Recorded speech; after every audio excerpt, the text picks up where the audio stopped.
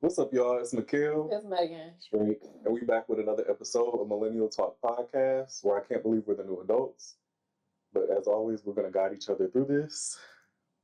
And this is a special episode because... What? This is a special episode because it's my 30th birthday, so... Keep clapping that up. Yes. Yes. Look at 30 God. ball. Big 3-0. He got a crown now. Yep. Like I just won this from Burger King. Y'all remember it used to come in a little, get a free crown. I'm not even laughing at that. I'm laughing. I'm laughing because you ever spend a night with a friend's house and they forget to give you a cover? Oh, yeah. I was just looking at this like, what if you had a party and like somebody fell asleep and you came out and they was wrapped up in all of this? Some drunk shit. I don't know why it made me think of that. As many shots as we probably gonna take. Yeah. It's gonna be cold. Like as cold as it is, sometimes you walk down to somebody just hugging their pillow. They crouch next like this. hold the pillow to the side, like damn, looking like a dead ass bug on your couch. No low key. Just crunched up all together, like damn, bro, why did you say so? Like so you gonna pick up? Like oh damn, not they mummified for real. So if half of that nigga. Get some extra bacon in the morning or something. Mama made it. Yes, I'm like, bro, warm up. Get a hot breakfast. I'm warming up and going, That nigga don't drink coffee. No, for real though. how was y'all week this week? Oh, I guess we're gonna start with me. Okay. So I found out, I told y'all off camera, but now I'm a graduate student. Yes. Period. So I start summer classes, so I start in May. But yeah, so I'm gonna get my MBA. And looking forward to it. It's gonna be interesting getting back into the groove of like schoolwork and stuff like that. But we got this, so You got it. period. You got school with ChatGPT now. That's easy. No. They got a little thing now where they can tell if you use ChatGPT. I know. The time just prompted. Get the information. Oh my God, Get the okay. knowledge. Come on. It's not as hard though as it was. I don't know. I'm not gonna say it was hard back when we was in college though, but it seemed easy. I'm not gonna lie. School seems so much easier now. So much easier, bro. Maybe because it's online. Bro, what?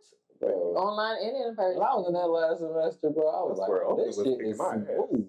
I just think like your priorities change. You got less distractions too. Like you like, let me put this to work in as a part of my day. Knock that out. Okay, I gotta read these chapters and you said what? It's like a part-time job. Yeah. It's like contingent. It's like when they need you. It's like, Oh my God. shit. Yeah. They call when they need class, homework. All right, I'll let you niggas next time. I see you. On midterms, okay, I'll be in. Okay, boss lady, Especially if it's online. Yeah, And it's accelerated, so every 8 weeks I'll have a new class. So that's it. How long is the program? I think she said 2 years, but how I guess it's paced, I might be done within a year and a half. So I'm excited about that because I'm like, shit, let me get this out the way. And you have to go straight through. Like you can't take any breaks. You don't have to, but I want to go straight through. Okay. I just feel like it's easier for me to get in that mode, like you were saying, like you just keep going. Just knock it off. So that's what I want to do. I want to get. So I be studying at work. Oh, this is just the fact that we gotta get our master's degrees. Nah, this shit just feel like we ain't gonna get paid what we deserve. So what we worth? Shit. Especially like in your field. Yeah. So yeah.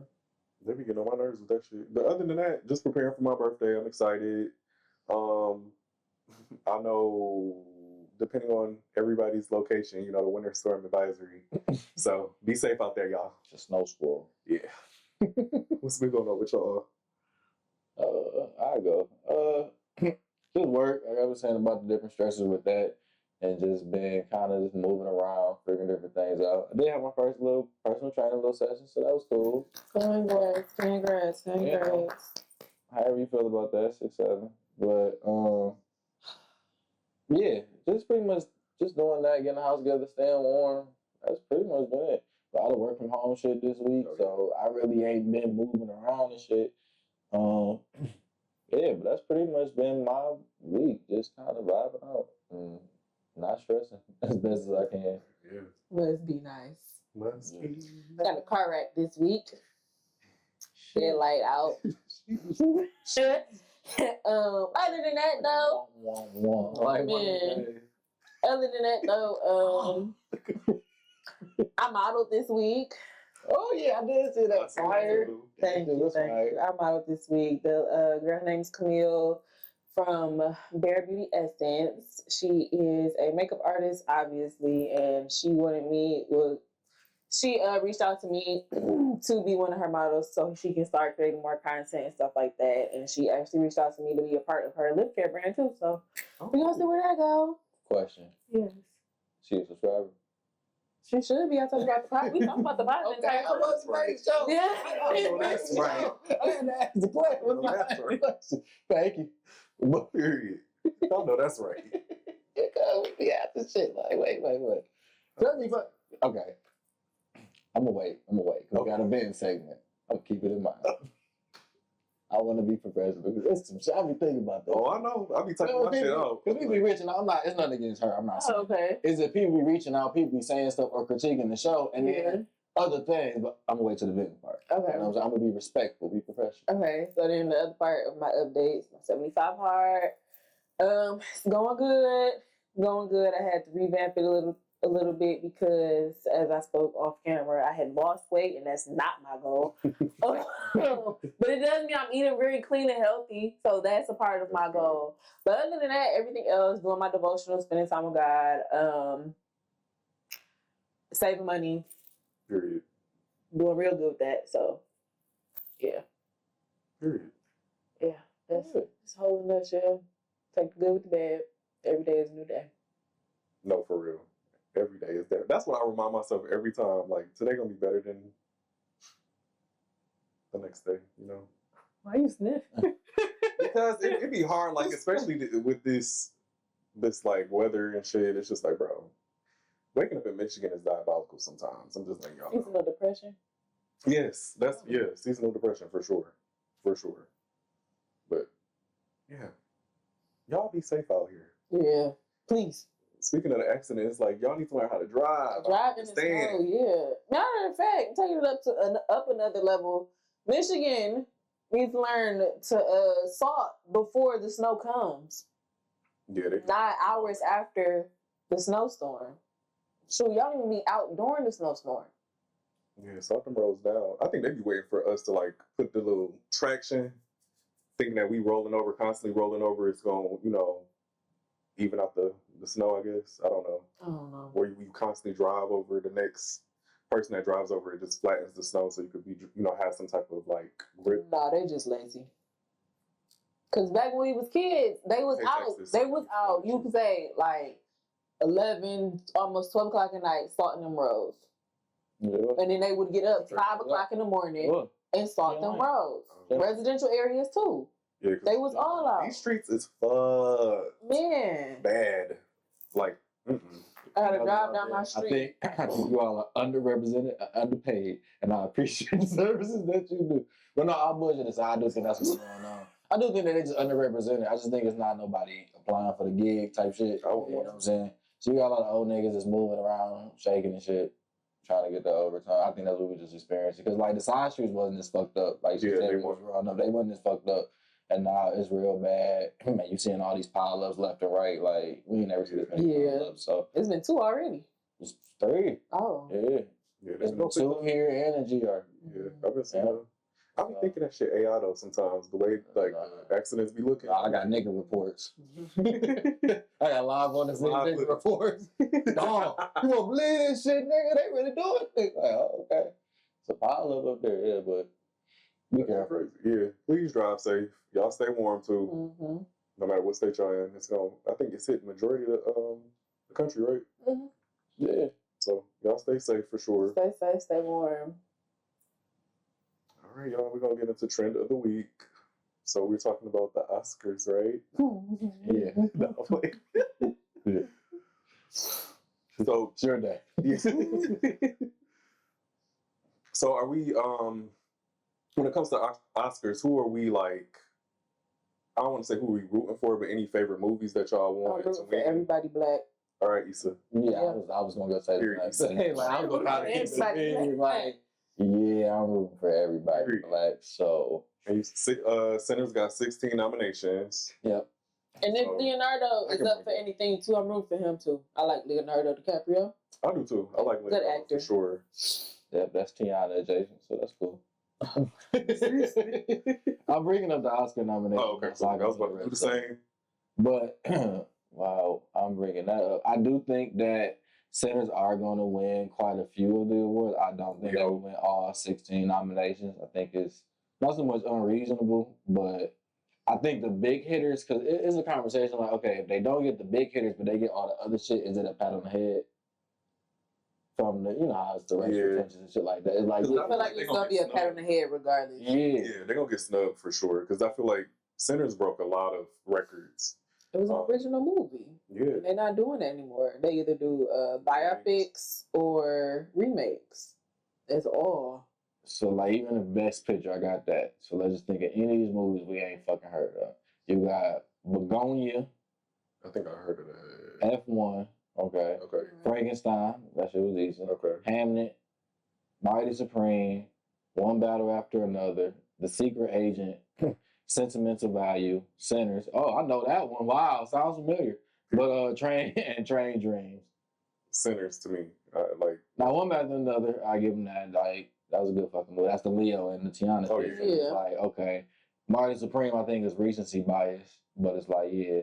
Best directors, all the movies that I just named with the directors. For the best actress in the lead role, it's pretty much all the same movies except for two that I'm seeing. It says If I Had Legs, I'd Kick You with Rose Byrne. I don't think I know that one. You know what it is, but not the movie. That's the chick from Ozark. Oh, it's her. Okay. And then you got Kate Hudson and Song Song Blue. Now I did hear that was some good shit, but I ain't heard that one either. It's weird how you don't like see no, I guess, promotion for some of these movies. It's like Blue Moon with Ethan Hawke. That's one he for best actor in the lead role, but I ain't never heard of that shit. Yeah, like where was the trailer? Yeah, not or the promotion, marketing. I was about to say, you gotta think about it. We look at a lot of streaming. True. Netflix don't have commercial. Oh yeah, that's no. It was like One Battle After Another. Was that in the theater? Yeah. Okay, it was. Okay. That's what I'm like. I don't remember seeing that more so online, but I also follow Tiana Taylor. Oh, okay. So you've seen her promoting it. Mm-hmm. Got you. But yeah, outside of that, it's the other ones. I'm not going to bore the fans with that type of shit. But for the most part, it's kind of like Sinners and a lot of the movies that I named that's in there. So it's them fighting for that. So it's like, again, I can see them winning like best cinematography, best original score and shit. But then when it comes to what they consider the heavy hitters, like best picture, best director, is Ryan Coogler going to win best director? And it's like, and that's where it gets difficult. Now, do we think he deserved to win? And that's a deeper question because it's like the people he going against, it ain't like nobody is chump. Yeah, that's what I'm saying. I think it just kind of become like a racial component. I would, if I'm being honest, like where people kind of leaning on that, like the Oscars have snubbed so many black people and stuff like that. So it's like, this is a moment that he having. But I agree with a lot of people that I think this is the start of Ryan Coogler's like climb, and not the catalyst. Yeah, it's not. It's not. Yeah. Because he did Black Panther. Did he do any of the Creeds? He did all the Creeds. He did all the Creeds. He did Fruitvale Station. I remember Fruitvale Station. And that's like literally, he been working with Michael B. Jordan for a minute. Years, yeah. What other movie did he do? We about to find out. I'm about to bring it right now, just so we don't miss that. I got you, brother. Because we definitely go. I love Ryan Coogler though. Yeah.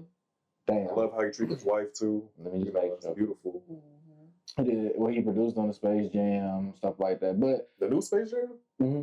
Oh shit, I didn't even see that. He got producer credits on that, Judas and the Black Messiah, stuff like that. But for the most part, for the film, at least when I just bring it up real quick, he got the short films like Locks, Fig, and The Sculptor, and he got Fruitvale Station on Up, which is majority of the movies that we name in this series. So like I said, this is to me is the beginning of Sinners was something about that movie, like it's such a cultural reset. It's black. Like that. Well, yeah. It's black. That's the thing. I mean, it's that on top of hearing the black stories that you probably don't hear a lot. On top of it being an original film, which we don't see anymore at all. Yeah, and on top of it, he black, like black cast, everything. So, what was your favorite scene or just anything favorite when it comes to Sinners? Like, what stood out to y'all? I mean, obviously Michael B. Jordan playing 3 characters, but yeah, that's one thing. But I like, for me, just how it was shot more so. I don't really stand on the fence like as I had my critiques when it came out. Like, I don't think it was as like innovative per se, like in the sense of like the story that it was being told. Like I was like, okay. I've seen this before. But I do like what they did in light of telling that story and telling the cultural aspects of everything. Towards like, okay, we're going to tell this story. We're going to make it palatable for multiple audiences. I get that. Agreed. But in the midst of y'all doing that, the setting in which y'all presented it in and things of that, y'all took the historical context of it and used that opportunity to present more black historical facts, but also other cultures that we saw in the movie. So like, that was kind of my favorite things. Even I think just simply, I can't say my favorite scene, but leading up into actually going to the juke joint, just them showing the time. That part. Yeah, like that was a big thing for me. Or even when he went to her shack. You know, like that was another big one where it's like a lot of people where it showed like back in the day for medical remedies, spiritual help and stuff like this, because of the economic system that was here, this is what was like done. Right. Man, they really picked up on the sharecroppers money, and I like that a lot too, where it was like they created this economic system that continued to like oppress black people, and like they had to simply function off of this in slavery and or being a sharecropper. So that was it for me. Definitely, I agree. I know that. I like everything leading up until like literally the fight scene. Okay. Which I know is a lot, but it's basically the whole movie. But I really do like. I don't know. It's just like what you said, just being engulfed in the culture and being taken aback by the sharecroppers and us going through time and how things actually was. You know what I'm saying? I like the scene when he talked to old girl in front of like the grocery stores and stuff like that. Yeah. He was, saying like, negotiating prices and stuff like that. Just seeing Smoke obviously was my favorite character. Just seeing how he interacted, and then also seeing the personality shine through between him and Stack, and then Woomy. I can't think of her name in the movie for whatever reason, but like Woomy's character, and then like you said, that scene with the shack and everything like that.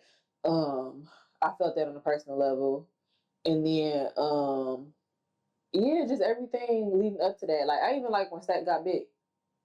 When they kept him in their room, he was trying to get out. Like I like the little small comical satire they, put in there, but you still seen like it was a complete film.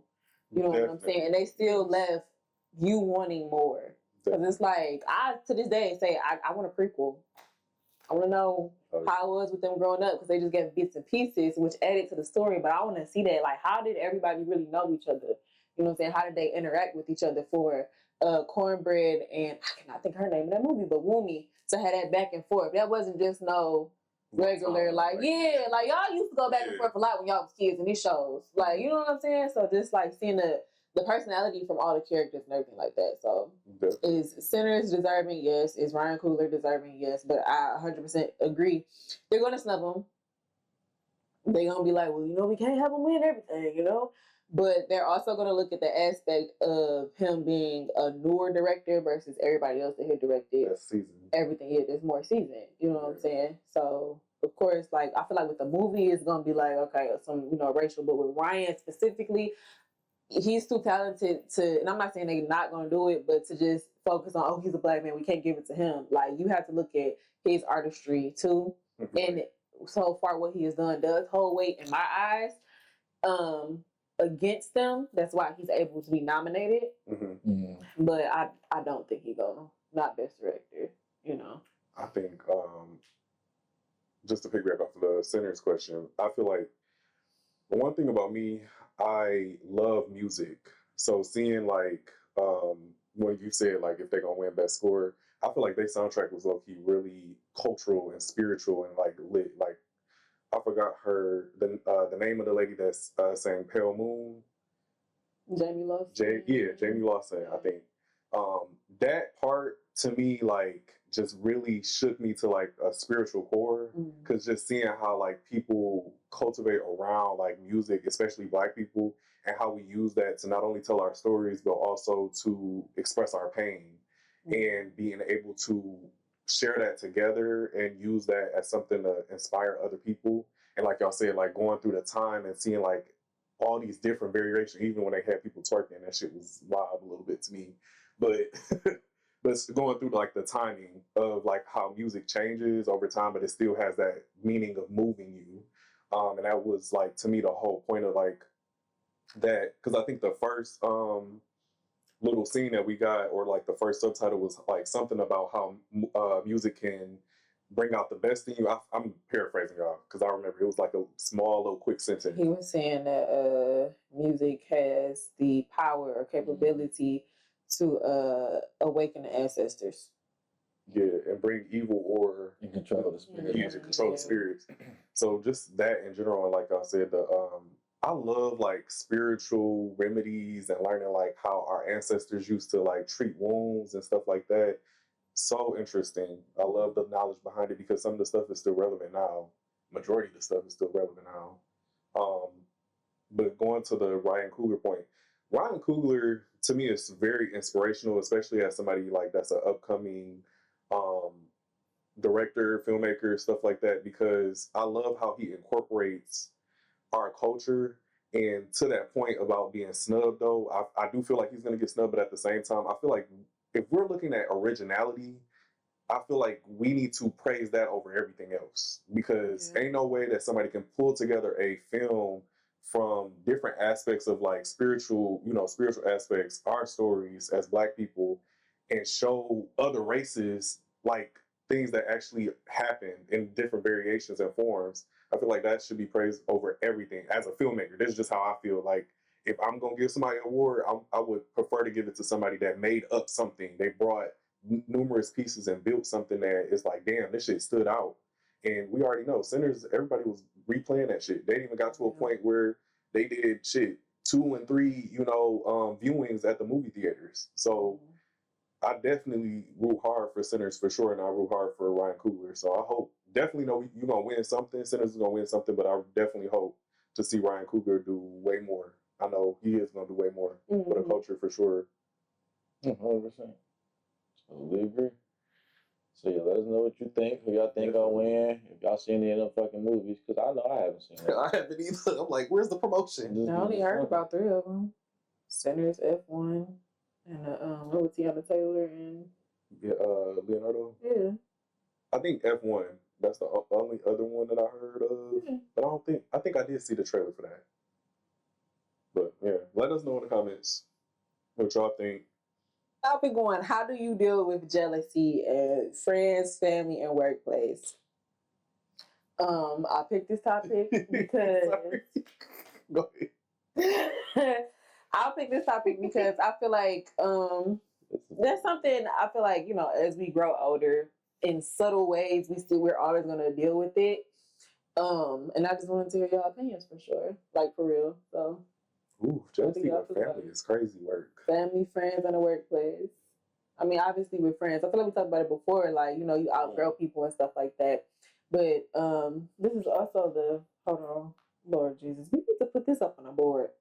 Yeah, this also goes into the second topic too. But obviously, with friends, you're gonna outgrow them, but it's still like little subtle hints of people may want the best for you until the best actually happens, or you go for somebody for advice, but they can't give you advice. They don't want you to succeed in whatever you ask for advice for, and you know what I'm saying. So, friends, family, workplace, how do y'all deal with it? I mean, workplace, I really don't give a fuck because I'm gonna do what I want to do regardless. And if you don't like me, whatever, it's easy for me to deal with that. because you're just an unknown factor for real. Like, I don't even know who you are for real.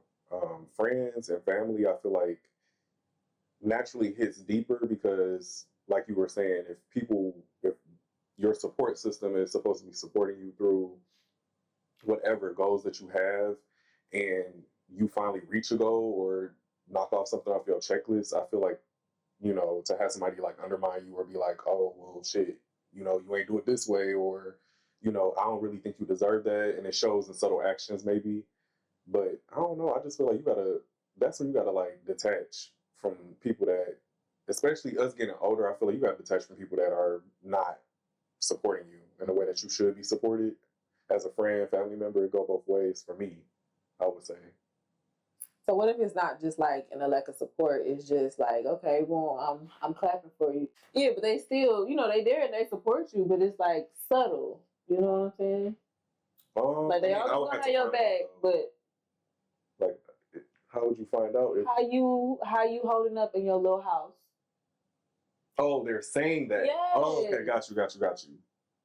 No, I just want to fuck with you. I'll cut your ass out and keep it pushing. Because ain't no way. That's what I'm saying. Like, we're too old to be sitting here acting like we don't understand what support looks like. We don't understand what a real friend is. Mm-hmm. If you do some foul shit like that, you're definitely out the door. I'm not about to sit here and try to reason with you, understand anything. I'm done arguing.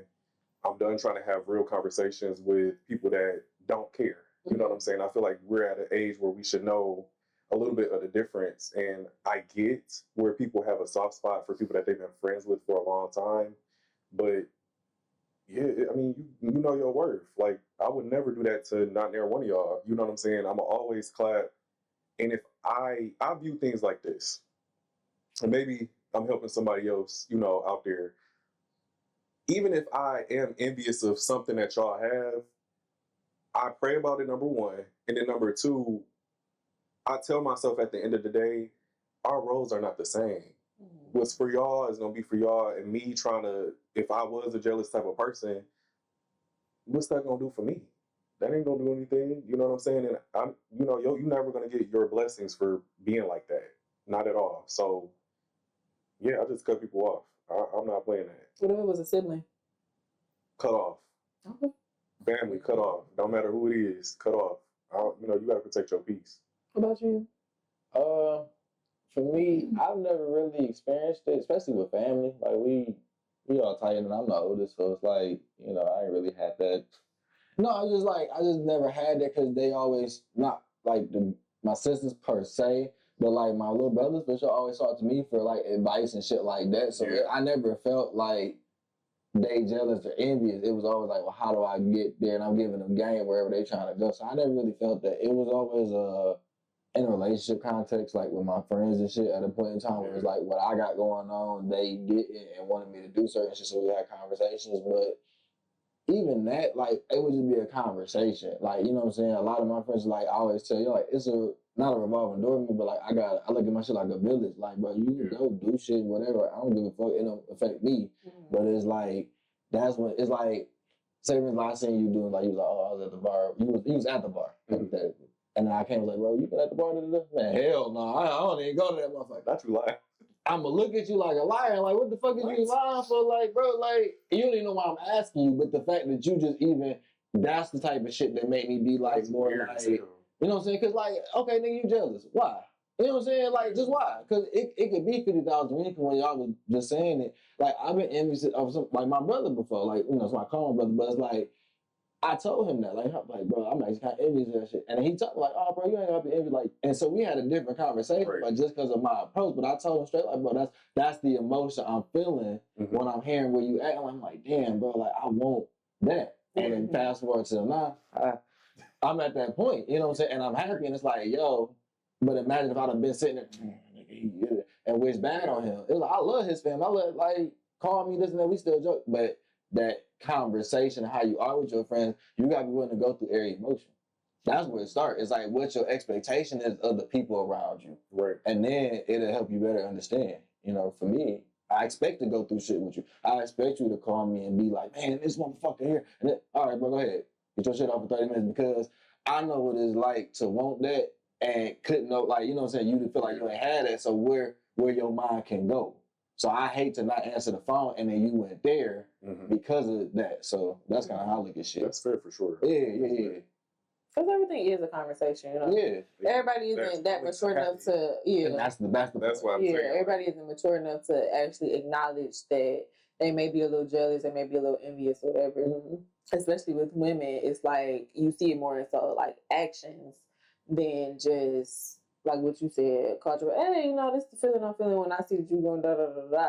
But it's like, and I guess from my point of view, it's like, how are we dealing with the actions of it? Like when you notice the actions of it, and if you kind of get that feeling of, dang, you too, you know what I'm saying? Yeah. Like, dang, like all it is a conversation. You can't call nobody out and say, you sound real jealous right now. You know what I'm saying?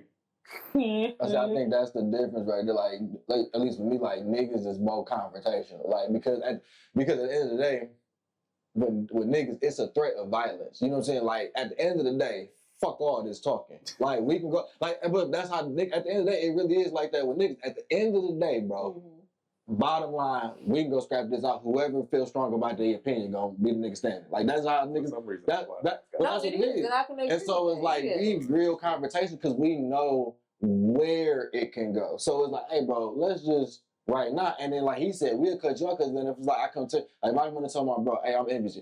Fuck, I can't have no envious. He could have responded like that and just snipped me off, but because of our rapport, it was received differently. But that's what would happen. Like, even if it's a nigga that was threatened by that, because the next step would be, nigga, what the fuck you mean? Nigga, I called you trying to express to you as a, no, nigga, it's niggas like you that. And so now we at a point, because that's how it go. That's exactly how it go. That's exactly how it'll go. And then you sit on the phone or some shit like, nigga, I'm using English with this motherfucker. I know the words. I'm saying how I'm feeling. I ain't got no malice towards this nigga. And it's like, but he's responding as if there's malice in it. So then you looking like, what the fuck did I miss? Like, what the fuck made you feel like I'm on the malice end of the spectrum? And so it just turned into a whole nother spiral effect. So then y'all niggas like, nigga, where you at? Like, nigga, like, what's up?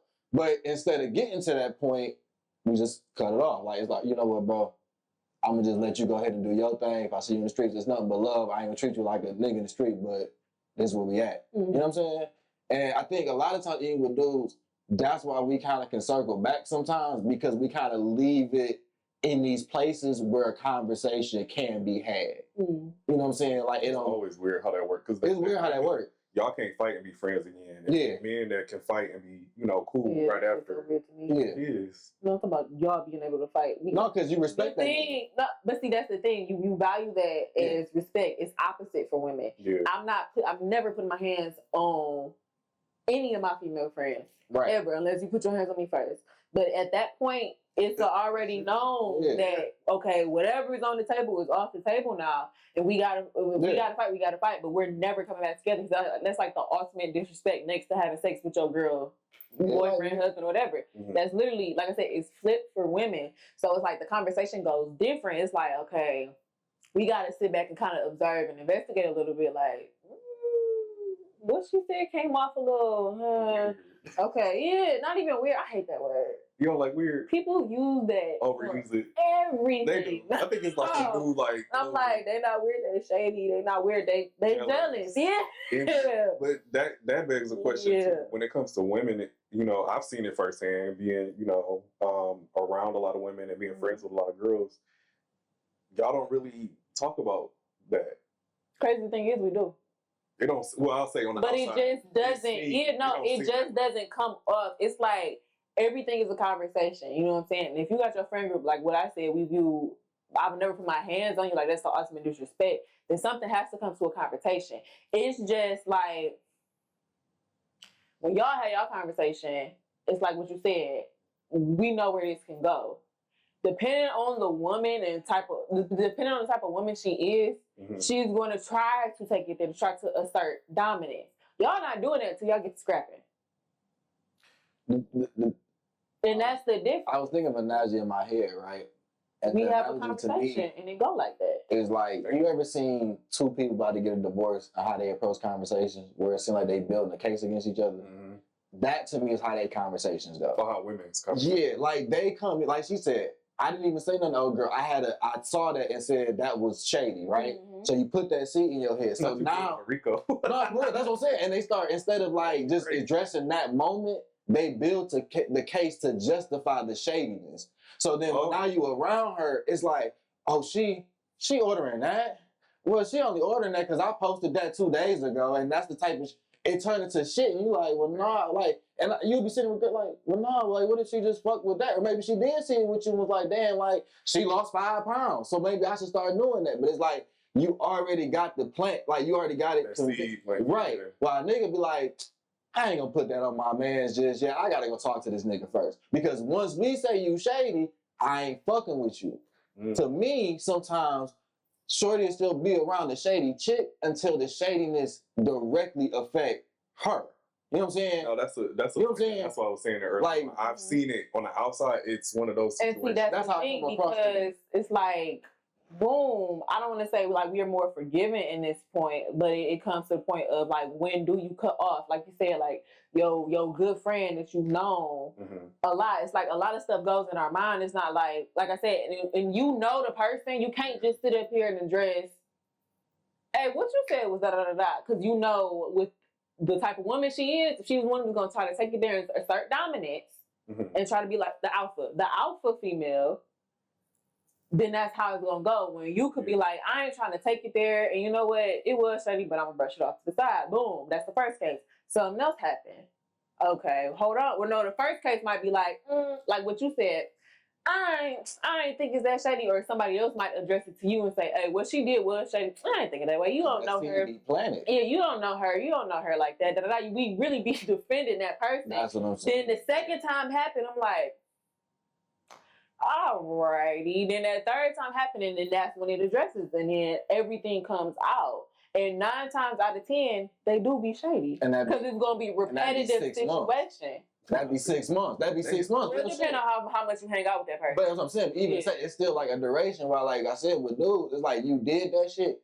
Even the most you're gonna get out of me is 24 hours. But I'm gonna sit there and think on it. Like, man, did this nigga really? And I'm gonna holler at you. Or the next time I'm gonna see you, that's the first thing I'm gonna say. I can't do it, bro. I can't be out with you. I can't spend no money with you. I can't spend no money. Or I can't make no money.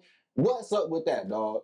You know what I'm saying? And then sometimes for niggas too, we'll decide that it's best to not have a conversation, right? Like, you know what? Me and that nigga, whatever happened, I'm just cool with how that happened. I'm gonna cut my losses and then walk away. But y'all, they'll say, I still need closure. Niggas don't have that. I'm cool. If you ask me that story, how it happened with that nigga, you'll be just stuck with that cliffhanger. I don't need that. I don't think it's closure. It's not closure. I'm just saying from what I heard. Like when I be like how you said, when you be observing this or going around, these are the things that I hear when I've been in a relationship. This is what I see the conversation end up being. It might be like you said, y'all, you a peep, however much you might kick it with the girl. Let's just say 3 months. They'll stop kicking it with old girl, right? And let's say a year go by. That same girl that you ain't had a problem, she might still be cool with them girls. Still, whatever that went through the grapevine, you like, damn, like, I mean, we should just talk about, like, I've seen this happen in real time. Talk about women. But I'm just saying, but that's a whole different thing. Same thing we said, like man, like a man, like an actual man, like it's the same step. I get what she mean, but it's like it's them growing pains. But I've seen these things, and these are the conversations. Because like with women, to me, fighting with them is more rewarded now.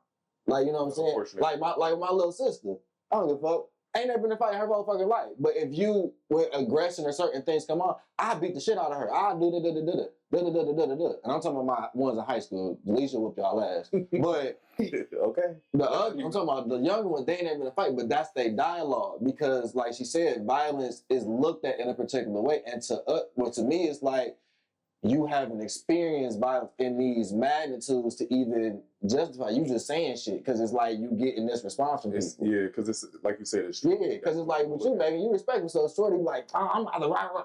Even if you cool with her, you're like, I'm not about to do this in here. Because you're going to respect yourself. But it's like, not every time for her. The rest of my piece. No, but it's like for her, if she did it this time, what's the stopping when she go to the next spot to do it? Because it's been not rewarded because you didn't intentionally do it, but it's like it's been rewarded because there was no consequence. Like, but see, that's my point. That's my point because first of all, the type of woman that would do something like that is one that's a little let me see what I can get away with type shit. Right. And that's why it drags on, because it's like, if you wasn't being shady the first time, it's not going to be repetitive the second time. You know what I'm saying? So that's why the first time is like, I don't know, this and that. And then you really know somebody if you really think you know somebody. So then when it happened again, that's when it's like, okay, no, she actually did it. And like, for me, it's like, how do I go about this? Because I know this type of person, or I know how they are. And I know if I come at her with all my emotions like that, it is going to get to that, because I don't want to, you know what I'm saying, fight and all the other stuff, but this person might not care. Or this person may have grew up where it's like, we can fight and still be friends. And me, that's ultimate disrespect. You put your hands on me like, who the fuck are you? Yeah. That's what I said, bring back shame. Has it been 5 minutes? Yeah, I think we... Okay. Because I was like, when I was cussing too, I was like, But no, like who, like really, who are you? And that's what I'm saying. Like with women, it's different, because it's like, even if you do have a boastful type of dude, it's like, oh man, like that he feels like he has to overcompensate and be dominant, it's still not going to turn out the same way as it would with women. Yeah. Because it's just like, I gotta show you like who I have something to prove. It's like, it's always like with that. That's why they say like a lot of women are catty, and they are, because like you feel like you always have something to prove. And it's like, I'm coming to you as a sis, and I'm saying I feel this way about the situation, and you come to me, either you gaslight me, telling me I'm crazy, or you like, oh no, it's not like that, but then you proceed with the same behaviors. Yeah. So it's like the cutoff gonna happen. Yeah. But that's the difference between how y'all would do it and this too. And that's why I said a woman is gonna handle it differently. A man is gonna handle it different than a girl or a boy would. And like what you said, that's that growing pain. And I can agree with that. I feel like with the boys, they're gonna definitely get to me to describe it. Even with the men, it's a potential threat there, and we all respect that universal. Sorry, y'all. Yeah, we got a lot. I'm trying to talk. But no, that it's like, you know, that threat is there. You know what I'm saying? Yeah. So it's like, you just, how you even go about certain things, and then this, your responsibility. Like I said it before, like I love friends and shit, like, but it don't faze me, because my responsibility is how I look at shit. So it's like, I think a lot of men look at it like that, like, bro, I got all this other shit, and I don't even have kids that feel like that. So I can imagine niggas that got kids. It's like, bro, even if whatever we got going on make me feel that angry to want to fight you, but I'm not even about to jeopardize this. So I'm going to just push you away from this space. Right. You know what I'm saying? And that's what it be for me a lot of the times. I don't know. I feel like looking at it, being around, it is a maturity thing. I feel like even with men, like it's some men that, and I say men to be specific, and women, we at this grown ass age, and people still just don't know how to communicate their emotions and how they feel. Yeah. And ultimately, you know, like you were saying earlier on, like she's gonna try to be the alpha female. Why are we trying to be the alpha anything if we're friends and we're trying to have a conversation? Like you said early on, we supposed to be working through things as friends. If you're a real friend, we can have real conversations, hard conversations, challenging conversations. That's the whole point. And I feel like we all dropped the ball on both sides on that, because it is some immature ass, grown ass men that want to be dominant too. They just want to, you know, be the, well, shit, I said what I said, and that's what it's going to be, and nigga, you wrong. Same thing with a woman. You standing on your square, you know, wrong as fuck. Loud and wrong. Don't make no sense. But that jealousy stuff, it got to go, y'all. Like, you know, admitting, I feel like the first step is admitting it. Because I feel like if you're not being real with yourself, how can you be real with your friend about what you're feeling? Like, shit, I was recently just watching Iyanla, what's her new show? Yeah. She got a new show. She's reliving Fix My Life. So all the situations that she helped, you know, she reliving it. And that's one of the main things is like doing, her thing is spiritual hygiene. So you making sure that you're feeding your spirit positive things. And in order to do that, you have to have real conversations, you know, with people, coworkers, all that. Which coworkers, you have to be careful, because, you know, HR is a real thing. You got to watch what you say. But friends and family, you should be able to be real. I'm just saying, like, keep it all the way 100 with your people, your friends, anything like that, and just keep it honest. Like, that's why when I even said, I was like, why can't you? Because shit, if you jealous, let's sit down and talk about it. Like you said, like, you know, it ain't nothing to be jealous about. Shit. my ass struggling just like you are, just in a different aspect. Okay, don't believe what you see on social media. Mm-hmm. I mean, the thing, a lot of people trying to impress their friends, which is weird. I noticed that a lot. Like groups will go out of people, make sure I look like this. And I just like, my nigga, like, bro, if you got this, like this, shit, this in it. Like, just be honest with shit. You know what I'm saying? I hate fuck it. We here, piggyback. I know we got experience when you go out to the restaurant with a group of friends, and then that person don't have the proper funds for certain things, and so then they sitting there at the end just quiet, and it's like, yo, what's going on? Oh well, you know, and I'm a little bitch. It's like, my nigga, if you could have said that from Jump Street, the niggas could, like, ain't no problem, bro. Like, we want to all eat. We've been there before, but like, nigga, like, nah, I got like an asshole in it. You see what I'm saying? I hate that shit. Where it's like, people aren't honest even in their friend groups that they trying to uphold, and it's like, true. You put yourself in a bad spot, and like that's one way. It's like it don't even make you like shade or nothing like that. It's like, nigga, you're not honest. It's just smaller shit, bro. It's like that I can't fuck with you on, because then if we in this predicament right here, how can I fuck with you? Exactly. Because you did this over here and some super small shit, nigga. This shrimp. Low-key. It's like, it's just some shrimp, nigga, some bang shrimp. You did all this for all this woofing. That shit crazy back in the day. That's what people. You know what I'm saying? That group, you know, going out to eat stuff. That shit killed groups for real. That and the trips.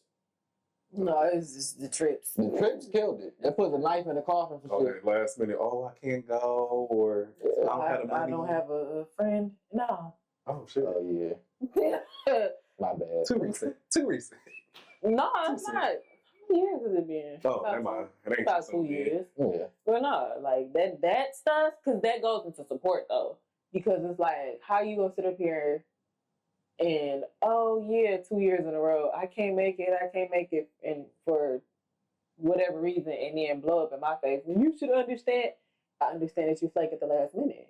I hate that shit. You know what I'm saying? And now the Airbnb gotta go up because everybody else that did pay their money, like, you know what I'm saying? Or if it was just a trip with me and you, then now I'm looking stupid because I done paid for this ticket to go here, and it's a, you know what I'm saying? Wait, how did it get that far? She just kept saying she gonna pay it? Because people cancel the last minute. It's too late to cancel. She never gave any money. A week or two before. Yeah, people cancel like that. Yeah, or like a couple weeks before, yeah. Mm-hmm. When you get a due date, and then everybody else in their money. Listen, when you book a trip, it go like this. That shit up. I'm like, if you want to do this the deposit. We all got. When you book a trip, let's say you go to Florida, you get an Airbnb, right? And let's say, hey, I need the money by July 20th. Okay. Let's say Jalen and Ash pay their money because you already said. Let's say it's a X amount of bedrooms. You split it evenly across the board. Right. Jalen and Ash pay their money. Let's say Maurice and he bringing the girl. Me, I'm bringing my boyfriend or whatever. And then you got another friend.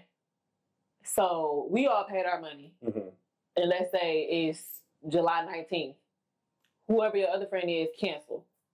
You still got to come up with that. So that means everybody got to put in an X amount of hundreds of dollars to fulfill the, what's the name? I'm looking at it like, shit, this the deposit, no refund. Y'all could reserve, if y'all reserve this restaurant with this amount of time, this place, this is this and that. So then it's either paying a difference and or canceling and having to make all these rearrangements. So then it's like, oh, we did ATVing or some shit. And it's like, nah, and that was on the trip. Do we cancel it? Damn. No, for real, it's like, do we cancel it? Because that's the type of shit that's like, it's hard to like move around because of the Yeah, so it's like, do we cancel it or do we pay the difference so then we all can still go? Because if not, we can't all go. Or it's like, oh, we can take Maegan right now, and in 2 hours we can take you, and in 2 hours we can take her. And it's like, so do I want to spend 8 fucking hours waiting to take this shit, or do I just find some other shit? You got a whole day planned. Like, exactly. I guess I'm coming from the background of like, because my mom used to work at AAA Travel, so a lot of the stuff you got to put a deposit down to even do anything. Yep. Yeah, so, but even if you do got to put a deposit down, but somebody back out, you got to pay that difference. Yep. That is true. Mm-hmm. But I would say at least you get like some additional money, you know what I'm saying, towards something. But that's why I was asking, like, is she waiting until the end, or you have a time frame of when everybody turning the money in? So I get that aspect of it. Yeah. But yeah, I don't do the I'm not gonna say I don't do friend trips, but some of my friends are known to be in like last minute pullouts. So I've never did a friend trip. So I don't want to. Yeah, that shit crazy. But no, to wrap up this. But no, just topic. I just feel like when it comes down to jealousy, though, like it is a hard thing to accept because I feel like not to be a whole Drake stand or anything, but I honestly feel like jealousy is love and hate at the same time, and that's extremely confusing. Yeah, I love you so much because I the love probably comes from I want your life, but I also hate you because I can't get what you got. You know what I'm saying? I can't even be who you are. And personally, I cut people off once I find out they're jealous because I feel like anybody jealous will kill you. Oh damn, we taking it straight to No, that's my mindset. I've never jealous, and me and my friends say she just jealous. Anytime I hear she jealous, and you need to leave her alone. No, I mean I agree. I'm not. Sure. That's something I don't play kill with. Part, I'm like, ooh shit. Damn. No, that's how it be. It's too many movies. You ain't lying. That shit is true. You know what I'm saying? Trying to be in your skin. All the movies not lying. That's the way I feel. Just like how they talk about climate change and stuff. They're not lying. Yeah, my girl. What was her name? Helga. 16. Oh, yeah. Hey Arnold. No. She was a young. I don't know if she was Australian or whatever, but she. The white girl going around. Yeah, she was going around the world talking about global warming, and nobody was listening to her. Shit is actually happening. I mean, yeah. So yeah, I forgot. I think it was Helga or start with a G something. But no, I agree with you though. I feel like anybody jealous with you. You be crazy. I be telling people all the time, we in a different world now. You want to live in your skin. Closing. People be jealous. Protect yourself in all ways possible. Wrap it up if you can. And that's it. Well, moving on to the second topic. Does the majority of Black people still operate under the crab in a barrel mentality? So I came up with this topic too because we get straight to it. I came up with this topic too because like over the last years you've been seeing a rise of like Black businesses and things like that. You see so much support throughout throughout the community, but you also see like people take the extra step that I feel like, not saying that some companies don't deserve it, but to also bash them and things like that. And then when you're met with the question, well, if you was in their shoes, right, what would you do X, Y, and Z? You know what I'm saying? So that was like kind of what sparked it. But also, I haven't been hearing that analogy that has been pushed through the Black community so much within the past couple of years too. I'm not saying it's because of Black businesses, but it's just a question, like, do y'all really think that the community or people in our community still operate with that crabs in the barrel mindset where it's like, I see you coming up, I got to pull you back down. You know what I'm saying? I think they do in weird ways too. Like the one thing that I could think about that's creative or whatever is let's say you open your skincare boutique or something like that, and I come in and I'm Black, you gonna give me a 20% discount to support your business or whatever. I feel like that's a way, of doing that, when you should pay full price. I mean, you pay full price at these white counterparts. Why not pay full price for a Black entrepreneur? But I think we definitely operate on that. It can't be too many, unfortunately, too many people in one space. Somebody has to be the fallout, you know what I'm saying, guy or girl. And it's unfortunate, like, I'm going to always support my people, but at the same time, and I hate to say it like this, but at the same time, it's like, y'all also got to give good product, and good things too. Because, I mean, we can't support unprofessionalism. And I feel like a lot of businesses that I've seen that I've went to be unprofessional. Restaurants, lounges. Lord Jesus. Gotta emphasize that. That's what you want to call it. Whatever it is. Whatever it was. Okay, right. Shit, because that shit about to close. But yeah, that's my initial stance on it. But even outside of business though, like, do you think Black people? Yeah, we talking about jealousy. Yeah, they'll undermine you for sure. Workplace, everything. I think I do like what you're saying, like in the different spectrums, because I think there's a gift and a curse of innovation, I think, with us. And so, like you said, with the boutique, right? The problem is then, she did the boutique. Let me rush and do a boutique and do it like this, and how you were saying to the customer service or whatever standard. it's always with Maegan chicken and then fried chicken over there, they be doing this and that and the third. And chicken joint. I'm trying to spread it around. Like it's everything. Yeah, so then it's like, like they be talking over there because y'all be tripping on them. They got 5 reviews and it's just shit like that. Where it's like, there's no actual like a standard of self or business standard because we critique the gatekeeper so much that there no longer is one, and now we are witnessing the downfall of that, where everything is now being in the floodgate. So it's like even with like for Ash for me, with what she do, she like I went to school for this and everything like that, and it's like you got everybody named mom just popping up saying they do this and do that. Oh, I'm a such and such and such and such. Or like one girl she was showing me the other day, she did go to school, but then she lied for how long she been doing it.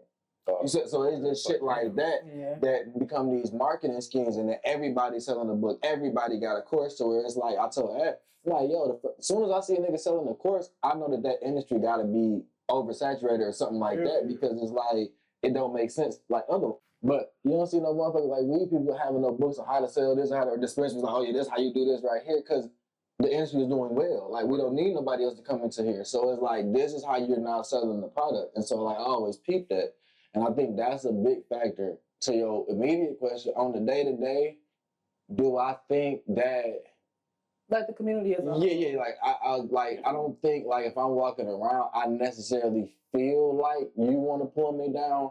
But I also think that's because of your perspective, because we're in the same place. Yeah. Right? So you don't see any difference between us outside of I visually look different through attire. You know what I'm saying? And that's why we put so much stock and value into brands and shit like that. Because, if he stay in the same area, but he walk into the liquor store like this, you're going to probably ask me, bro, what you doing, bro? Put me on. Yeah. That's how people respond to that or whatever. They do. They be quick to it. You know what I'm saying? And it's like the same difference when we find out so-and-so moved to this area or whatever.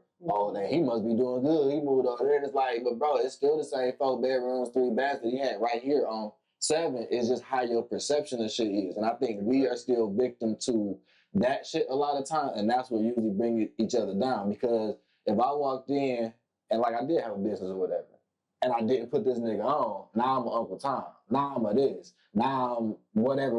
Now I ain't putting niggas on. It's like, which one is it? Mm-hmm. You know what I'm saying? Because at the same time, though, if I was like, bro, give me a resume right now, could you do it? And that's the real question. No, like, you know what I'm saying? And it's like, as a nigga who's seen a bunch of these resumes, it's like, even if you could, bro, is this actually professional for real? You know what I'm saying? Exactly. Like, I've seen crazy fucking resumes and shit, and it's like, bro, who teaching this? Who's this? It's no standard no more. And I think it's no shame no more. And that's part of the problem. Like, we don't shame certain behaviors, so we allow it to go on. And then when it go on long enough and somebody come and reward it, you're like, oh shit, I can just do it as long as I do it this long. As long as I do it like this. As long as I beat a bunch of bitches' asses, eventually bitches around me shut the fuck up. You know what I'm saying? You know what I'm saying? But not for real, because it's like, this is what happened. Maegan to leave, right? She ain't a friend no more. 4 new chicks show up. Maegan was fake as fuck. Maegan was da-da-da-da-da. Yeah. So now these 4 girls like, oh, next time I see Maegan, next time I hear Maegan, that's a fake ass chick because Didi said it. And they really just scared of Didi because Didi beat their ass. But it's like, they not gonna say that because at the same time, when they were drunk as hell in the club, Didi got to beat up a bunch of bitches. So the fact that Didi can beat bitches up is to their benefit now. Okay. You know what I'm saying? It's when the shit beats a motherfucker's benefit and it go to proximity. So then if you on social media and Didi like, I'm gonna beat the fuck out of that girl over there.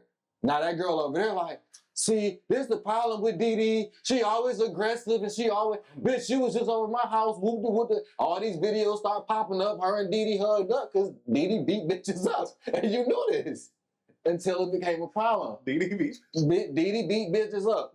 So it's like, you rewarded this shit. That's crazy. Until it became a problem. And I think we experienced that too much in our community. We do shit until it's too late. Yeah, we do. We do shit till it's too late. And that's where I think the crab and the barrel shit come from. We do shit till it's too late.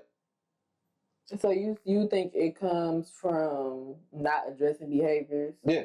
That has been happening for a while? For a long time. And I think then when you try and even see somebody breaking off, you asking the wise and you pulling that person down because nigga, what you doing? You know what I'm saying? This is the uniform. Like you moving out of the program. Yeah, this is the uniform. This is the program over here. This is what we do. And it's like when somebody do something different, it's this and that. That's when she all the mud slinging. Oh, that nigga over there, he really ain't this. Oh, he grew up over there, but he really went out. And it's all this shit. But it's like, bro, as soon as that nigga pull up, you gonna take a picture with him. Yeah. See what I'm saying? It's that whole ass shit. But then at the same time, if you was like, oh, I'm from over there with Didi or, you know, Moo from or whatever. I'm over there with Moo from. Okay, cool. And if I came up and gave you all the love that Moo got, you wouldn't throw no mud. You just want what Moo got from being over there. That's the thing. You know what I'm saying? We see it respectfully. Niggas from South High. Oh, yeah. We see it for some of the people that's successful from South High and what they do and what they say and how they move with certain shit because of what bro doing. And I'm not gonna even say Dog name even do that shit on here, but it's like that's what I'm saying. And I've seen it when Dog first started moving. It was a lot of critiques. Them same niggas, them the first hearts I see on videos now. So it's like make it make sense. Ooh, the receipts be coming. I swear. But it'd be easy because it's like, bro, we grew up in it. Yeah. They blasted 2026. Nah, nigga, you was the hating ass nigga. Now you the first comment? Come on, bro. That's some dick sucking shit. It is. You was on the nigga wife, but now you For real. You nah. Oh, this other shit. Oh, no. Whole ass shit. I been seeing niggas, bro. That shit lame as hell. We do need to bring back gatekeeping though, because I agree. Like, where your resume at, show that you are truly interested because you did your research with your skincare stuff. Yeah, I mean, I went to school for biology. Yeah, so to sit there and have somebody be like, "Oh, I see what Maegan doing. I like skincare too, but I can, I can come on YouTube for a week and I'm gonna compete with Maegan." Yeah, it's not the same scientific level. Yeah, it's not the same, and that's what people do. We're money grabbing. That's what Black people do. Like, we want to make money, and rightfully so. You know what I'm saying? I get that, but at the same time, find your niche. Because what we put value in too, like Maegan, like she said, she had a degree in biology, right? If I came out right now, had my skincare shit, and I had 3,000 followers, and Maegan had 300, they're gonna trust me more just because of that. Yeah. And I'm sitting there, and I done paid 2 girls $500, and they just sitting there twerking with my buttercream on. I'm like, yeah. Smooth skin. Oh yeah, y'all. Come on down here. And then I do some ignorant shit. I call it some black shit to make it the civil rights by the cream butter. Like some shit like y'all that. Seen that movie Tropic Thunder? That's gonna be the name of this episode. Y'all seen that Buttercream. movie? That movie Tropic Thunder. Yeah. Brandon T. Jackson. That's what I was saying. It's like that. That's Brandon in my mind. I gotta take this out, y'all. Sorry. Like, that's what a win. And then Maegan sitting there like, bro, I sat there, did all this research. I read this book. Bro. She naming doctors and things that did like research into skin and dermatology and shit. And Shorty's that's exactly what it was, though. It's like they're always gonna go with popularity over. Well, okay, and then I think my personal opinion with the crap in the bucket, same thing.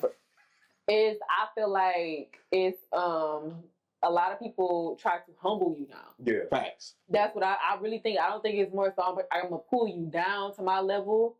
Because you first have to address that you're on a lower level or accept that. You know what I'm saying? And not saying anybody's above anybody, but for the people who have done the work and put the work in, it's like, like what you said, we climbing up this ladder for our goal of success. And you just looking at the fact that we've been consistent and we climbing and we going. And now you like, well, like what I talking about with the jealousy thing. Yeah. Oh, he got a little house, he got a little car. Oh, his little relationship or whatever. Oh, her little whatever going on. She model now, whatever. Like, people gotta humble you to try to even. I'm gonna say try to even relate to you. Yeah. Yeah, I gotta humble. Oh, yeah, it's not all that. It's it's okay. They little podcast is okay. I mean, they ain't doing no real numbers or whatever. You know what I'm saying? So it's like I feel that that's how they drag people down now. Yeah. They can't congratulate you or they half-ass it. So now it's like I gotta humble you. I gotta show you something, like how like insecure men do in relationships with women that are a little more well off. It's like okay, and it be subtle stuff with that too. It's like I'm not gonna like her picture. But when we was dating, you was all up and down my Instagram. I hate that shit. You know what I'm saying? Like, I'm not gonna like her picture, or I see her in this dress. I'm not gonna say anything, even though she look bad as fuck. She look hot as hell in that dress. I ain't gonna say nothing. I'm gonna act like she. And like women do the same thing too, but it's just like it's so weird. It's that insecure. And same with the people who do the thing. Like, you know what I'm saying? I like that podcast. I like what to talk about. I like the setup. You know what I'm saying? Feel like they homies on the couch. You feel like I'm sitting, talking, chopping it up with my cousins. Right. I ain't gonna like it. I'm not gonna subscribe. But you watch the videos. Why you watching the videos and not hitting the subscribe button? You don't even. That blows my mind. Like I look at it like it's ordained. Y'all, my thing is, we doing this. Yeah. At the end of the day, it's gonna hit because we put in the effort and stuff like that. To go to your point too, we did the research. We know if y'all honest, and I'm giving away a little free game. If y'all honest with yourselves, y'all know that a podcast don't make money right away. So if you do the research, you understand that you have to actually put in consistency, work, effort, making sure that y'all, building an audience. It's a lot. It's not, it's easy for celebrities to do it because they already have a following, or these influencers that have a lot or whatever, but they also have to come up with they can talk about. They have to be fucking interesting. They're a bunch of ass cardboard. Motherfuckers. Talk about the same shit every time. It's like, a lot of people don't have personalities. They don't.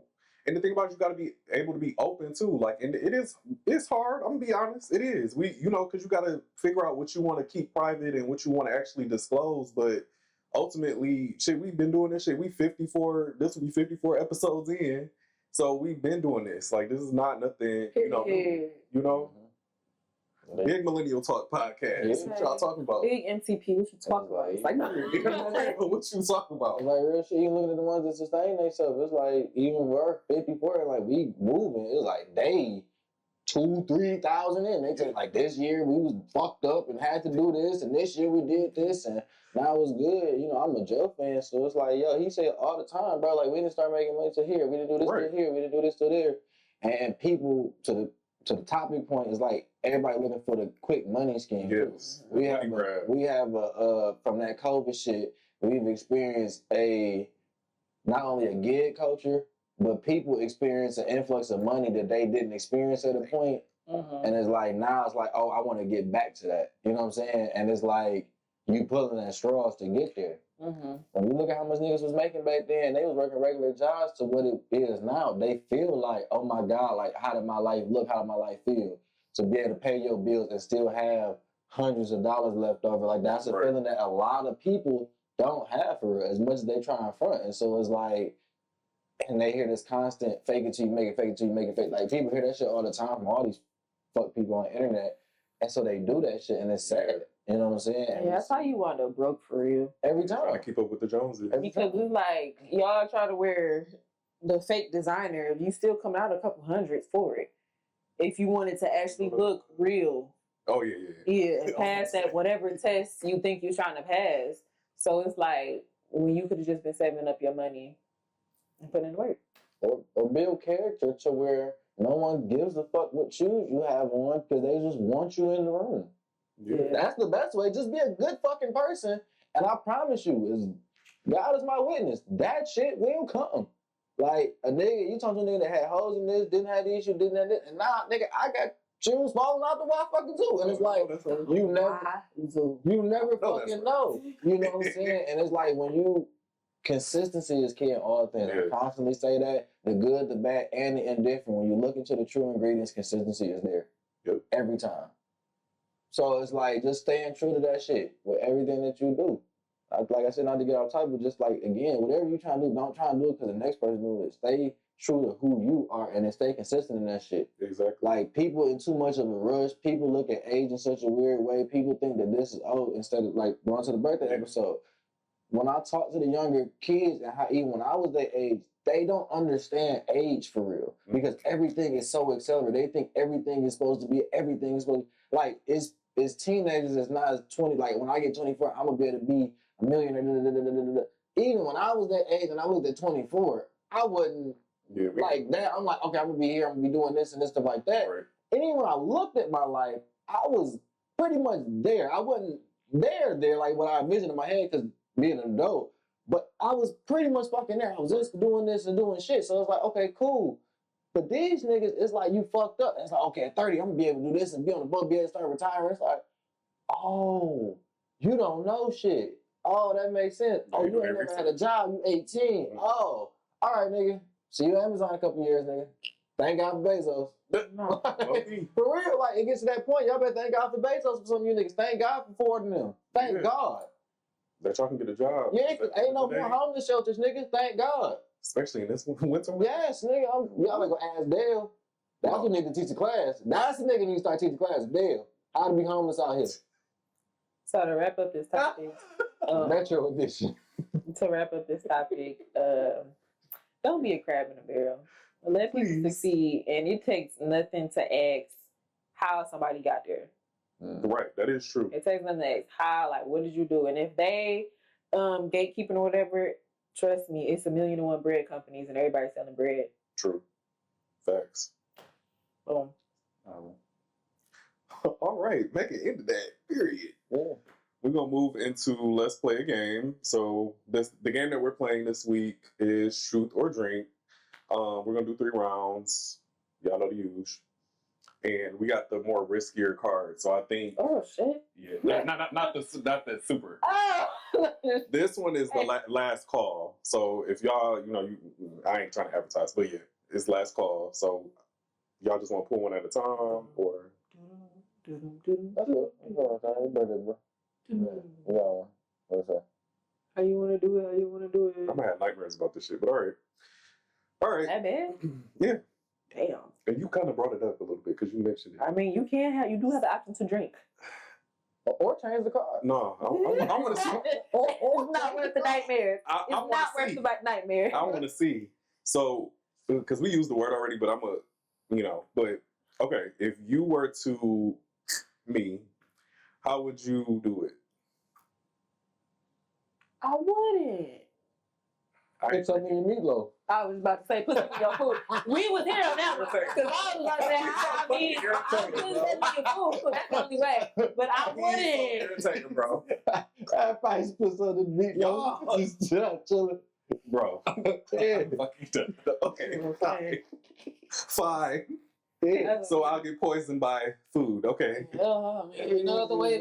Yeah. I'm about to sit up and no. Shit. I don't know. Y'all could be he was drinking. He must have grabbed the wrong ingredient, not realizing. Chemical X. Okay. This is called Make It a Double. Okay. Your Google history has been made public. Which search is the hardest to explain?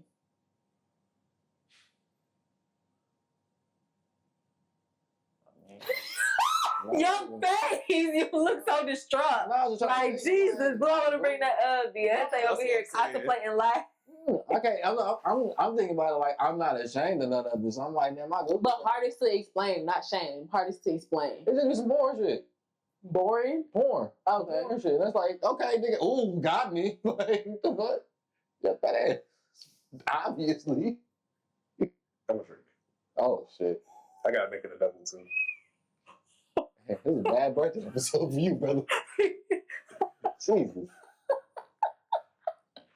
He sat there for 5 minutes to contemplate. Yeah, because there was a lot of shit that was searching through my mind. I'm like, look, corn is the easiest one. I'm like, I ain't got shit there. She said the most that you have to explain. Yeah, I'm like, explain. Yeah. I can't. Ooh, because I ain't hope gonna the crazy government search don't on be in Google this and shit. Like, I don't know. Government don't do that shit. Oh, They might make a recall. he was like, Maegan a double.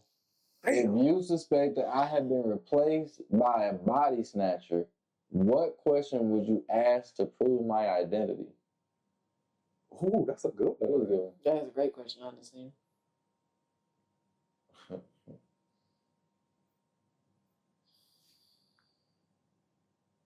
What question would I ask you to verify that you're not a double?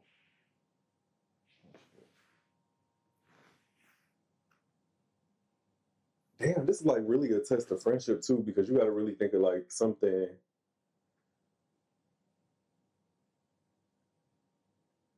Where did I see you smoking on campus? Okay. Not bad. Yeah. But at the same time, if I'm on campus, a lot of people could have seen me. So that's easy information to get, maybe. Damn, these questions you got to really think about, because I'm like, shit, our whole like history is just flowing through. That thing at Oakland. Okay. That makes sense. That makes sense. Because that was the first thing that came to my mind. But I was like, maybe not. See, that makes sense. Don't talk about the smoking.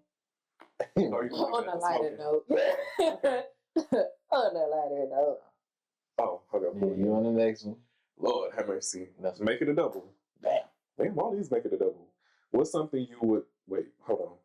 Hooked on phonics. Right. What's something you know would make you a better person, but you just don't want to do it?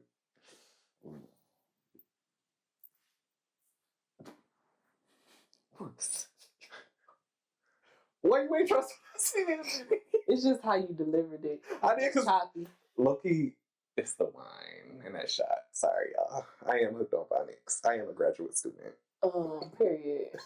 But I just don't want to do it. Caring for others. Doing it. I'm doing the 75 hard. Everything I said I needed to do. I ain't even drink, y'all. I was actually What don't I want to do that's gonna make me a better person?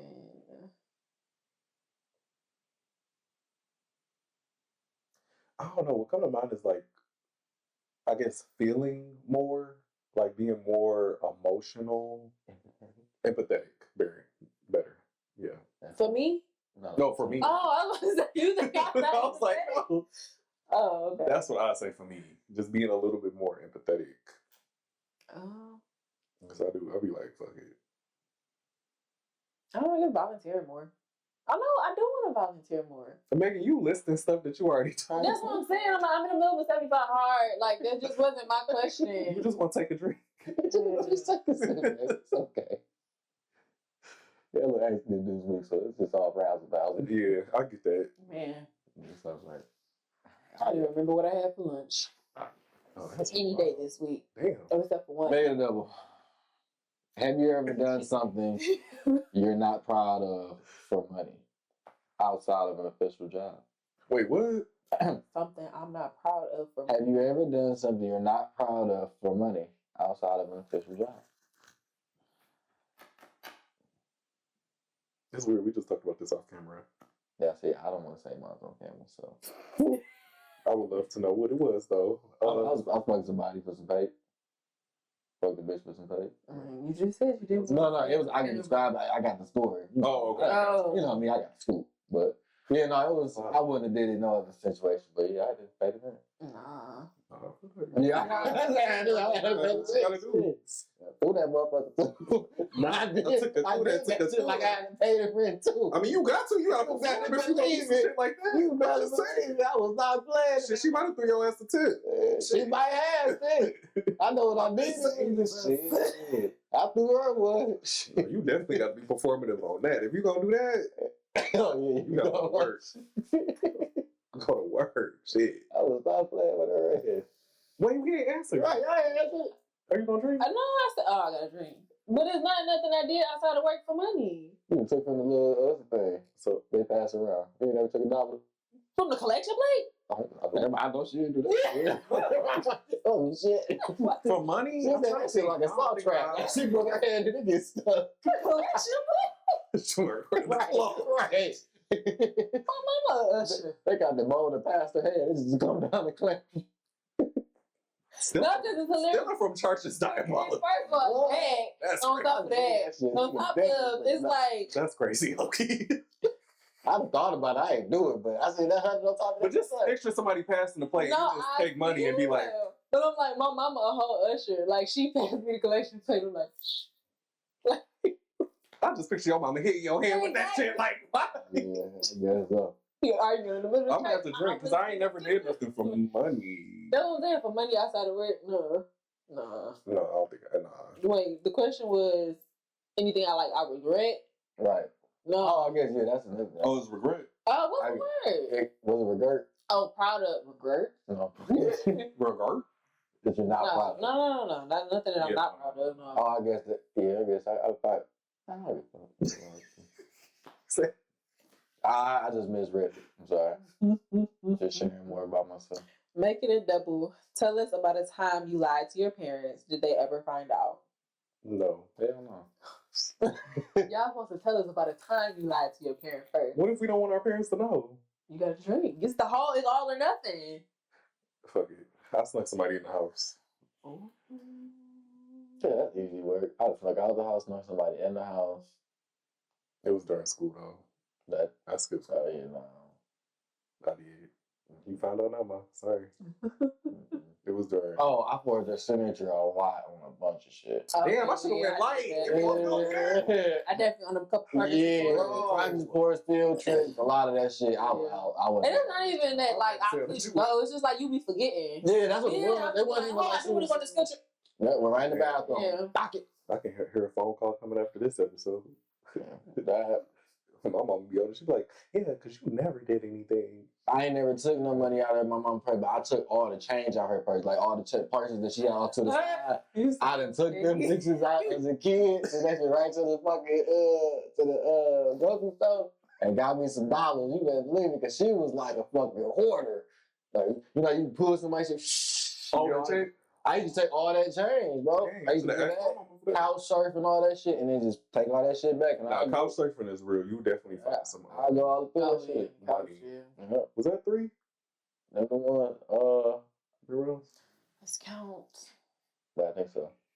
But yeah, that's the only thing. I can't wait till we get big enough to have a production assistant. It's 2 rounds. Okay. Make it a double. What's the biggest lie you put on your resume or seen on someone else's? That's a cheat though, because if we could talk about somebody else's, that's wild. I think we should just do ours if we did. Biggest lie? That's a lot about a job title and the length of time I was at a spot. I can agree. Yeah. I would say probably I never lied on my resume. I have about a job title. I just know how to word stuff right. When I had my, I was doing leadership, like job duty. So I wasn't really lying, but that just wasn't my title. That's just really what it was. No, the same here. Like I've always done stuff that wasn't my title in my job. I'm writing a resume. Y'all gonna make me do it? It goes on their resume. So when they call you, it says that she was head over. Well, yeah, you can say, well, what's she? Yeah, she did. She did for X amount of months. And yeah.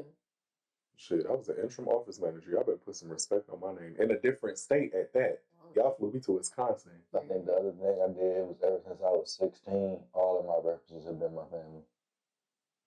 Oh, okay. I've done that. Yeah, but that's not a resume. That's like job application. A lot of job application, no, but with the references, yeah. They be like, who's this person to you? We can't be family. Exactly. Yeah, I changed it. Mentor. I changed last names. Co-worker. Shit, bro. My mama would have been a GM of this. My mama would have been a CEO of this.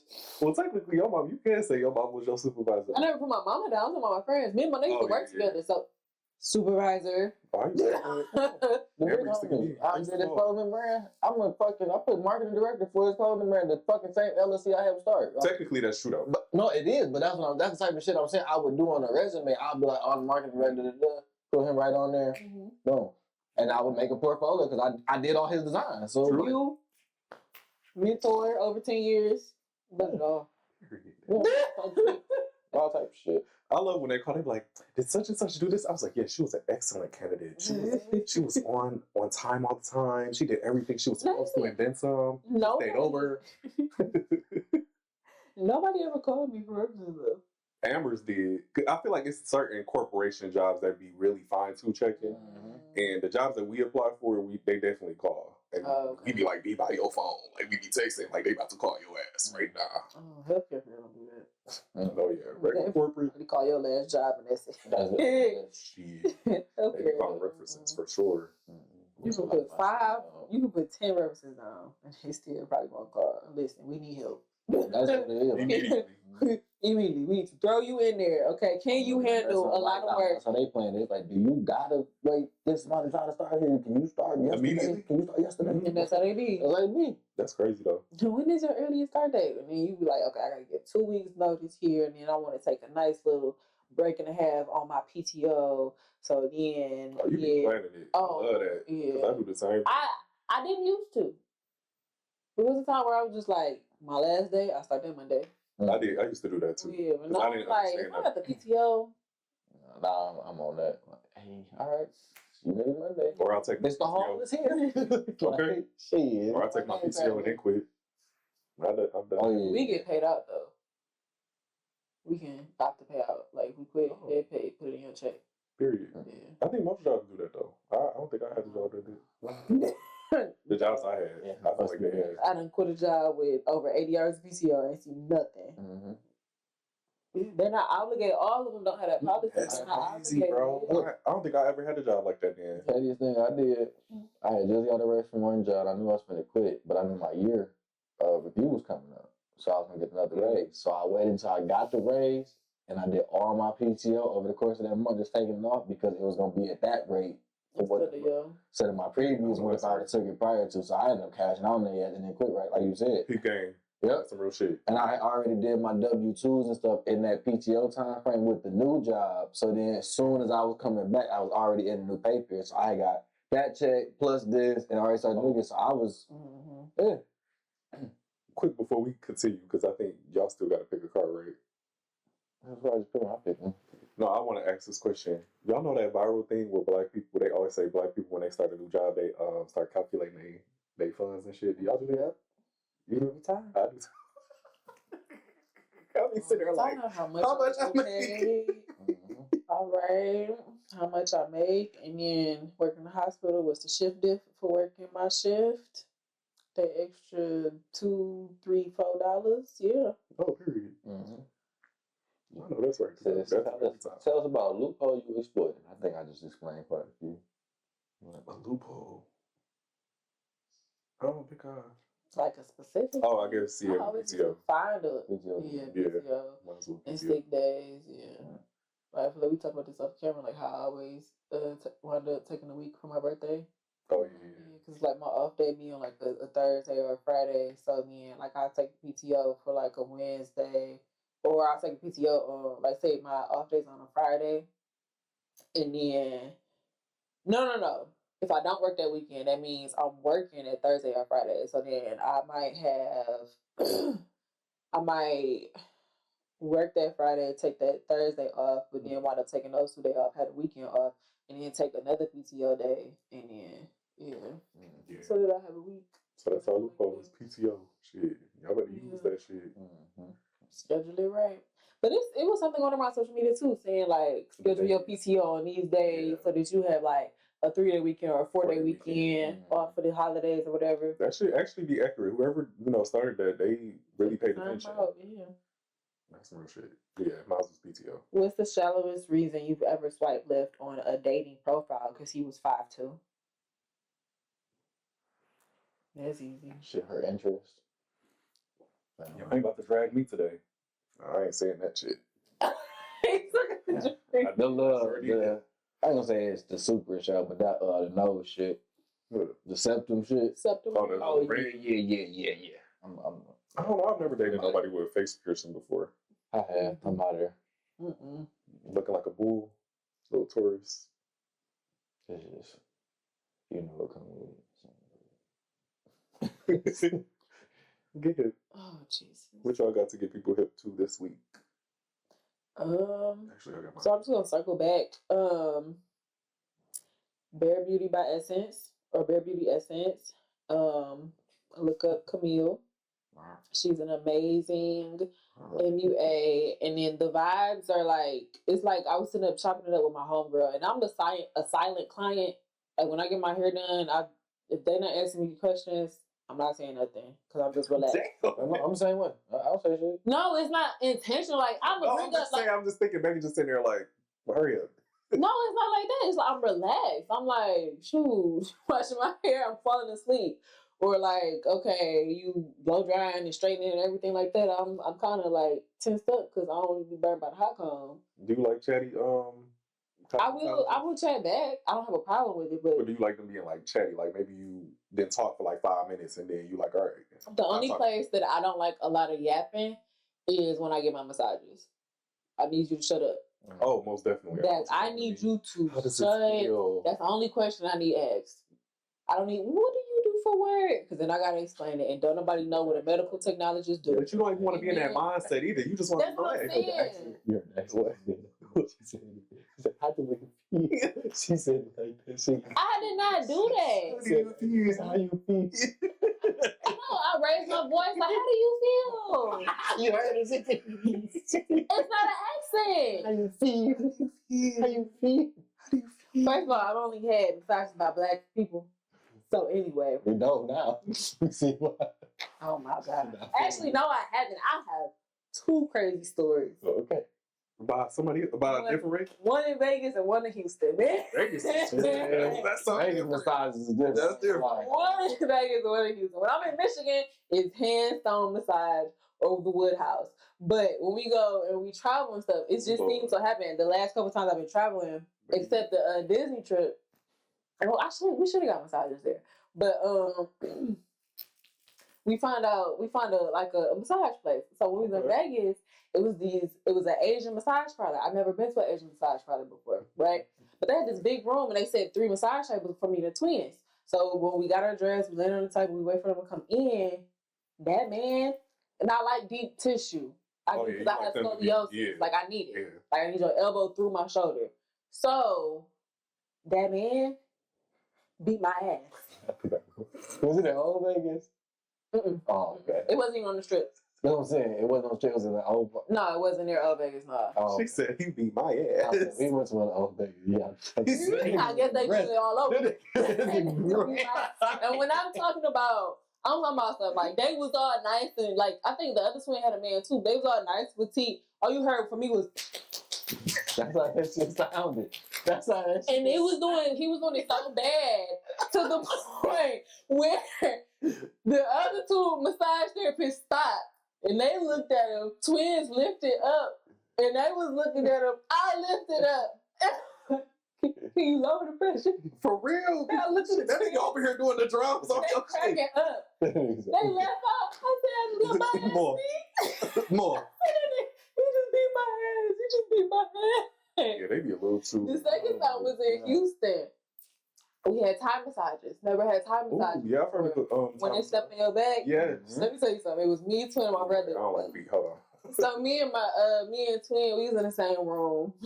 she was so uncomfortable with it, and I'm trying to like absorb the whole experience. But like when she got on my back and started, yes, I'm like, I took my head. I'm looking at twin, looking at me. She was because we didn't know. Like, what's going on? We got scared. So like Respucia jumped on I your think damn her back. brother was like, yeah, nah, I don't, can you stop doing it? It's all foot, like the whole massage is foot. They start off with their hands. Oh, okay. The second part is that. Ascend on you. This is what they Oh, so you had do. that shit too? No, Yeah, seriously. that shit happened to me. They start off and then they ask what type of pressure you want. Again, I get deep tissue. Oh shit. So boom, she going in or whatever, and then out the blue she get quiet. They don't even tell you when they about to step on your back. They get quiet and you're like, dang, it's massage. You hear that little chair And fall then- off, looking around. I swear to God. And then they get to doing the heel toe on your back. Like, That's all you hear. it's so random. Like, what? Shit. But then we came home, my brother was like, I feel so violated. She Oh, stretched me in all different types of I places. swear to God. Bro, That shit felt amazing, but He it said that. He was like, well, I just feel so. She took my leg, my knee touched my shoulder, and she wrapped it around this way, and I just felt so Damn. exposed. Yeah. Like, dog, like the lady with me, she didn't put her feet on me, she did it with her knees. Oh. So what she did, you ever seen the motherfucking thing of Planet Fitness with nigga grip on that bitch and you can do the ab machine? Oh, yeah. God, she grabbed on my shoulders like that from the back and was just moving around that shit on my back. And ass next to me, and it's the big, like you said, the aggressive Asian nigga. So it's like, this nigga like 6'7", big as hell. Doing this shit to my baby, so I'm trying to check on her, and as I'm trying to turn and make sure my baby, and she go all of my black ass, and then she got my feet. She done picked them up and put them like in her armpit, Oh, hell and no. she got them locked, nigga. She just started leaning forward, and then they said, "It feel good," but she like whispered in my ear, so it fucked me up. So I'm like. Yeah, I'm like, what the fuck, You don't be knowing what to do. Yeah, my whole back cracking, the whole room getting quiet. Oh my God. Like, I'm not supposed to be in this. Hell no, I can't do the fifth thing. Because when you were saying it, well, hope y'all was saying that. I picture Charlie's Angels when she had ran up on his back. You remember that shit? Oh, He said, "Mike time!" He jumped on that shit. dog. That's crazy though. Oh, I don't. But I love massages. I just can't do the feet. But depending on your hip, yes. Bare Beauty Essence, go book Camille. Don't get no foot massages if you ain't ready for it. That intensity, deep tissue. Ooh, child. Mine is gonna be music this week. My ass. It's gonna be by Will Giddens. He has a superstar. His EP is called Superstar, and to me, like the standout songs, the whole EP is good, but the standout songs is "Won't Let Go" and then "Pillowcases" by Go Monroe. Oh. So his voice, amazing. Like I just can't get enough. I've been replaying the song, his EP over and over and over again. But definitely check it out. Definitely, I think men is starting to bring back that old R&B, and I like Yearning. that. Yeah, the yearning. Yes, standing love that. outside my window in the rain with a boom out. And that's definitely what it gives. So y'all check out Hit an 8 Superstar. count in the rain. Not the hilltop. But we'll get in Superstar. Y'all check that out. For my get hip, there ain't nothing special per se. I finally watched that Netflix show, His and Hers, or whatever. Yeah, they could have kept that shit. Oh, gee. You know, if you want an opinion, you want to comment, whatever, get into it with me. Y'all know my shit. Y'all know how to, you know that shit. That shit was trash. Okay, as a nigga that fuck with that type of genre, the whodunit type shit, Lord. the shit was mad obvious. I'm not gonna ruin it if you want to see it. So another episode, I'm gonna fuck that shit up another episode if I keep hearing shit. But it was too obvious. The shit was, I think it was a waste of so many talented actors and actresses. Damn, I like damn near every person on the cast for the most part. Like in their own, in their own independent, what I've seen them and shit like that, they always did a phenomenal job. So to see them all kind of come together, especially the leads in the movie, it was real disappointing. I don't know if it was the whole, like I said, Netflix writing shit that they do, where they want you to be able to like doom scroll and still know what's going on. Yeah. I don't know if it's shitty writing for this particular script or what it was. It just didn't connect for real. And I'm very glad it was a limited series. I love when they ain't bring that shit back. That's Yeah. So how many episodes? 6. 6. 6? Oh, yeah. Yeah. They be doing that for limited series. Yeah. It's an hour. No, I think they even like 40 minutes. Yeah. Yeah, an hour with, that's what the ad. But some of them even shorter than that. Some of them shorter than that though. Like some episodes like 35, 36 or something. Can it be limited series? Yeah. Well, no, I don't know about this particular show. Like some of the episodes was like really that short. I mean, it should have been. They ain't shit to talk about. Oh, it did. Damn. To me, it was just a slow burn. Like it dragged up into the climax, but even the climax wasn't too climactic. But I liked it. I'm not gonna lie to you. Like even with giving it that review, I liked it. I'm gonna have to check it out because I was indecisive because I kept hearing bad things about it. So I was like, yeah.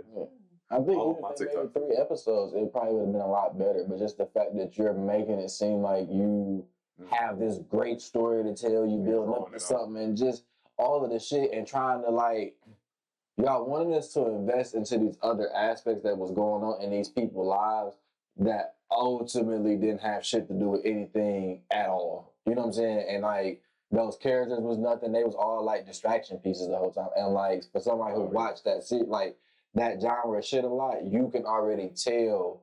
It's like watching Law and Order, right? Oh yeah. You know, if they introduce the killer or they like, yeah, we got the fucking suspect in the first 15 minutes. Not the iced tea. This nigga ain't it. That's what I said too. I was like, oh my God. Yeah. You was spot on with that. Well, let's be you fan. I ain't gonna lie. But it's like, you know that the nigga ain't it. So it's like the whole time you're watching it, it's like, yeah. okay, we know these motherfuckers ain't it. And then you know, even with Law and Order, the nigga they showed in the first 10 minutes, they was like, oh yeah, I knew Mickey's ass. I just whatever. That nigga probably did it or know who the fuck, because how they always talk about, yo, this bastard, we seen him. It's like they always do that shit. It's the impressions for me. So it's like, yeah, I'm already with people like, no, clearly.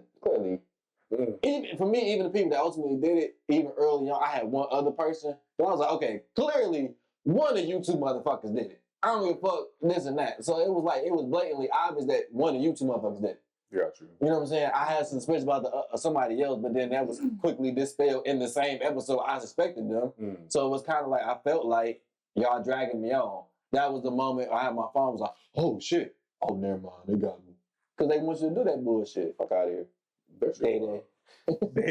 Fuck out of here, Day. You know, I'm gonna add one more because I've been replaying this song too. It's a new album. The artist is named Girlfriend. Yeah, I heard when we was off camera, that shit was fire. She sorry y'all. I had that to my Serato. I ain't gonna lie. I like Yeah, it. I saw the views. I'm like, oh yeah, low key. It's a good vibe. Like people like her music too. This is fire. I've never heard of her before. Yeah, she. I found out about her on TikTok, but her name is the artist. Her name is Girlfriend. Her album is called Honey Water. Mm-hmm. So check out that. It's really good. All the way through. Honestly, I love all her music. Mm-hmm. But yeah, check that out too. Yeah, it wasn't no skip, and when the songs repeated, I ain't giving a fuck. Yeah, I was like, chill. That's all good. TikTok y'all be on that shit sometimes. Y'all be really good to that stuff. Yeah, TikTok put me on the young boy. Oh yeah. Swear to God, you know I knew who he was, but they played some song. I was like, damn, like I'm hyping this bitch. I was like, NBA young boy. Yeah, I knew he was, but I just wasn't adding him to my surroundings. There was a couple little songs here and there. It was some other songs. I went a little rabbit hole. I was like, you know what? That's how I be though. I ain't going to the concert for my own personal safety, but god damn it, I was like, I like this guy. I like this. But like an Unc for real, I was like, young boy, okay, all right. Every nigga got young in their name at this point. Yeah. Shit. Oh baby. Oh yeah. Or little. But yeah, that's the Get Hips. You know, let us know if y'all want to get hip to some shit to talk about on the fucking show. You know, documentary shit like that, anything like that. Skincare products, Maegan doing modeling and shit. We still ugly as fuck, but y'all fuck with us. Wow, y'all not ugly. Yeah. Damn. You gotta let us rock. That's how they come around. Yeah, let us rock. Yeah. Ain't like we ugly, we get compliments and shit. That's all cool and fine and dandy, but it's like, anybody be like, oh, y'all niggas come over front of the camera with a t-shirt on. Ain't that about a bitch. Ain't that about a bitch. Thank you, Ash. Just give my little compliments, man. But you got somebody. See, that don't work for me. You don't have fun. You got somebody. There you go. Bye. I'm not, See? If I knew then what I know now. About you gotta wear it. It's your birthday. Shit, if I knew then what I know now about being 30, I'll let me stop playing. So, you the only one that can really speak on that one. Yeah. I would say if I knew that. Okay. let's take it back to God. AD. Oh no, BC. Oh shit. If thou knewest then. If thou knewest then what I know now. What I know it's now. About transitions. You want to go with that one? No? I mean, yeah, we can. Okay. I'm using that because it's birthday. So it's like just transitioning into a new year, a new age. It's not as, I don't feel like you should put so much like expectation on the age thing, especially for becoming 30, because I feel like you look at, again, social media, stuff like that, you see people really either doing some life-changing ass shit for their 30th birthday or whatever the case may be, but that doesn't necessarily mean that you have to do the same, you know. Take it in as like you are blessed to have another, you know, year of life. Enjoy it with the people that actually care about you, and then also just take the time to self-reflect on what you want, you know, in your future. Because I feel like, you know, 30s is a milestone. I feel like at the end of the day,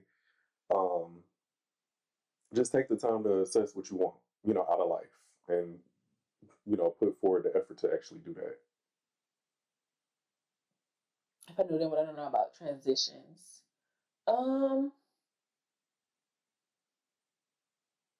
That I'm still learning how to deal with them. Yeah. But especially like with life transitions. So all I can say right now is be comfortable with being uncomfortable. Definitely. And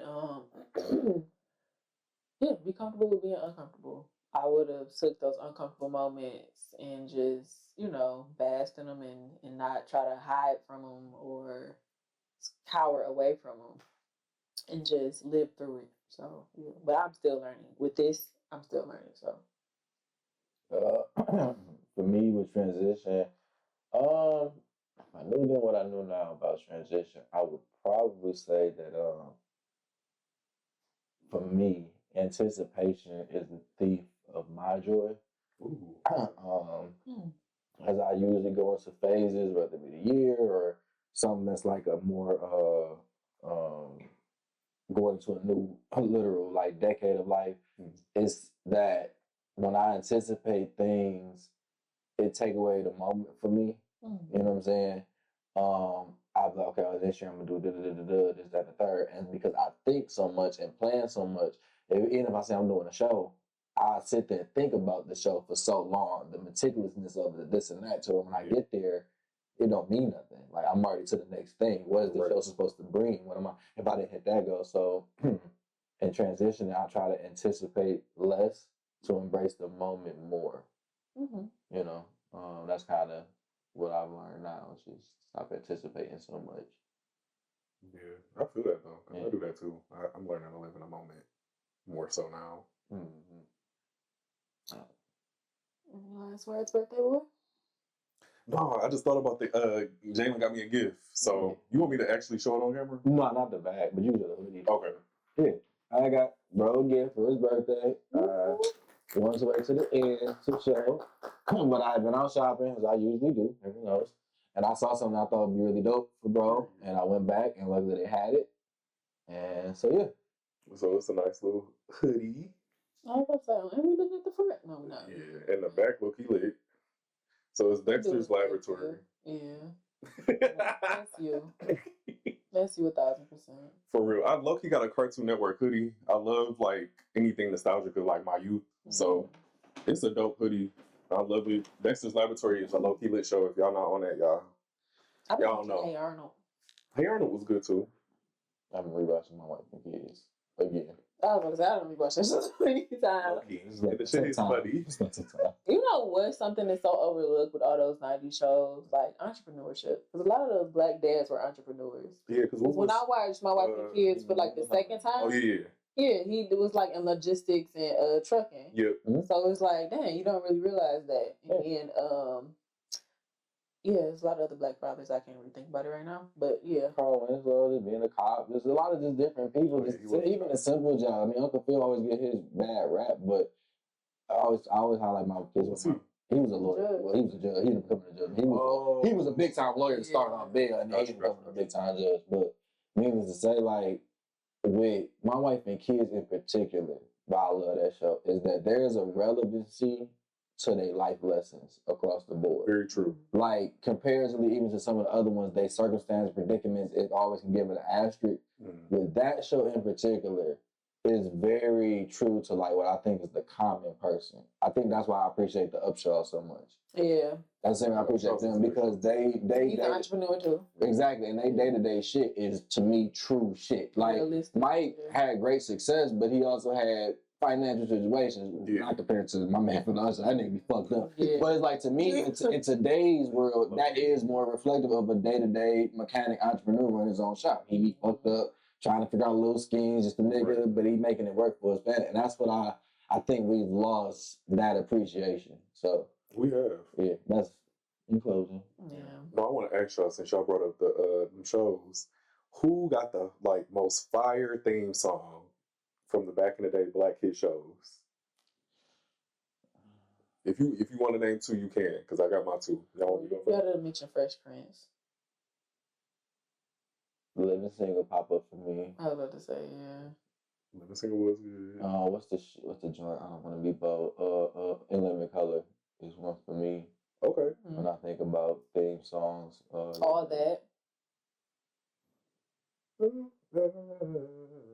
Just, okay, yeah. I was gonna say for me, it was 101. And damn, actually I gotta name two. I'm sorry, y'all. Oh, I missed one. Go ahead. It was 101 Eve show, even though her name wasn't Eve in the show. Eve, how you do that? And half and half. I'll say I missed one. Number one for me by far is the Boondocks. Oh yeah, Boondocks was good as hell. Yeah, like to me that intro is just iconic for a certain age group. That when you put that on, I'll Living Single. I see a top, but Boondocks for our to me age group. When you hear that like any of that shit come on, people, it's just like the Pornhub shit. Like, you know that sound, like it's gonna Okay. Okay. Always gotta end it up bang. Megan, what's yours? I said Living Single and Fresh Prince. Okay. Yeah, I can agree with half and half. Yeah, Happy House. Half and half was a good one. Craziest thing last night. Oh, I mean, we not talking about cartoons though, but Oh no, you can mention it. Static Shock. I was gonna say that too. I was like, nah, because most people don't know his intro. I was gonna say that shit. Static Shock. You can tell I grew up with a brother, huh? Static Shock was lit. That's lit. I was lit. Shit. If you grew up in a real black house with the Jamie Foxx show too, that was fucking game on. Hey, you was in that and you started getting that. Bro, that was that shit. Jamie Foxx had a good theme song, and his outro was good too. That was the thing. But I know the whole song, The Fresh Prince, bro. Most people don't know the second verse.